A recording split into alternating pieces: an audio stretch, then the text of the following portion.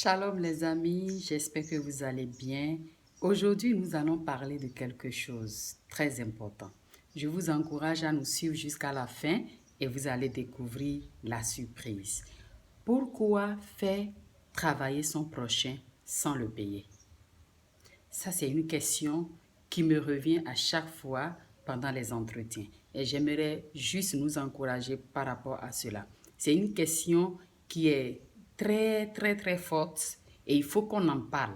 Et j'aimerais juste vous encourager à appuyer la cloche de notification pour ne pas rater nos vidéos. Et aussi vous abonner et partager les vidéos. Merci aussi pour vos commentaires sous-dessous qui nous fait du bien et partagez aussi votre avis sur les sujets que nous développons. Merci beaucoup. Travailler, ce n'est pas facile et c'est une recommandation de Dieu. La Bible nous dit que celui qui ne travaille pas ne doit pas manger et que le travail est suivi de rémunération. Lorsque tu travailles, tu dois avoir de rémunération. La Bible nous dit dans Jérémie 22, verset 13, « Malheur à celui qui bâtit sa maison par l'iniquité et ses chambres par l'injustice, qui fait travailler son prochain sans le payer, sans lui donner son salaire. » Donc la Bible dit quand quelqu'un travaille pour nous et quand on ne le paye pas, malheur à nous. C'est ce que la Bible a dit. Et aujourd'hui, nous voyons beaucoup de personnes qui pleurent, qui se plaignent parce qu'ils ont travaillé et ils n'ont pas été payés. Et cela est vraiment triste. Et je veux nous encourager que Dieu nous a créés et Dieu nous aime tous. Donc Dieu ne veut pas qu'on se fait du mal. Et dans le livre de Lévitique, la Bible dit dans Lévitique 19, verset 13, « Tu n'opprimeras point ton prochain et tu ne raviras rien par violence.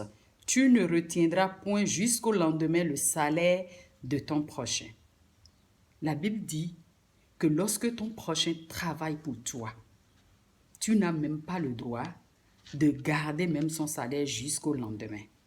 Parce que si ce dernier est en train de souffrir, alors que toi tu dois le payer et tu n'as pas donné son salaire, et lui il est en train de souffrir, Dieu qui est amour, qui nous aime tous, n'est pas content de ce que tu opprimes ton prochain.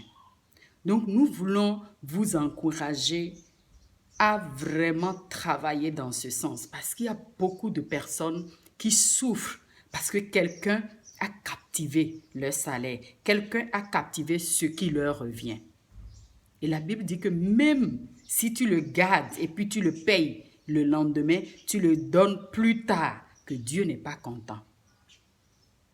Dieu n'est pas content de ce que tu le gardes pour un petit temps. Et à plus forte raison, le garder pour toujours et ne pas payer. Donc, je veux nous encourager que cette semaine, nous allons développer sur cela. Et je vous en supplie, si vous avez le salaire de quelqu'un, si vous devez de l'argent à quelqu'un, parce que la personne a travaillé, la Bible dit que celui qui ne travaille pas ne doit pas manger. Ça veut dire que tu es l'auteur de la famine.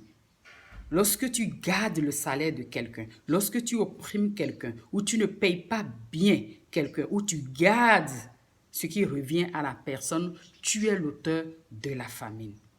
Parce qu'il n'a pas mangé. Il doit manger ce qu'il a travaillé, il n'a pas mangé parce que toi, tu as gardé cela.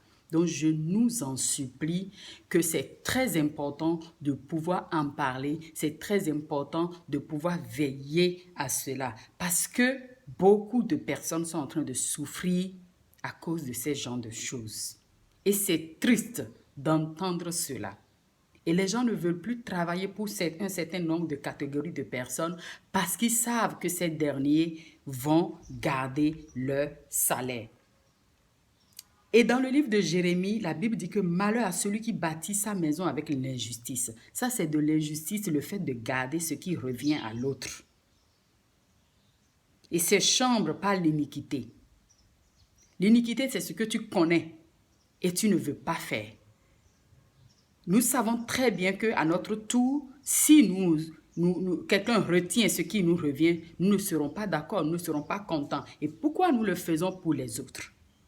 Donc, c'est notre responsabilité de pouvoir réfléchir et de pouvoir obéir à cette ordonnance de Dieu pour ne pas briser le cœur des autres. Parce que la Bible dit que Dieu a aimé le monde entier et il a donné son Fils unique. Donc, c'est nous tous que Dieu a aimé. Ce n'est pas toi seul que Dieu a aimé. Donc, si tu gardes l'argent de quelqu'un, si tu gardes quelque chose qui revient à quelqu'un, je t'en supplie, retourne cette chose parce que tu es en train de construire ta vie sur l'injustice et sur l'iniquité.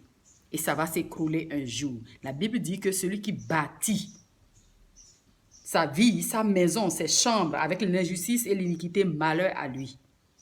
Donc, tu es en train d'attirer le malheur sur toi-même. C'est ce que cela veut dire. C'est pourquoi je t'encourage à redonner ce qui revient aux autres pour ne pas t'attirer du malheur. Que Dieu nous aide vraiment.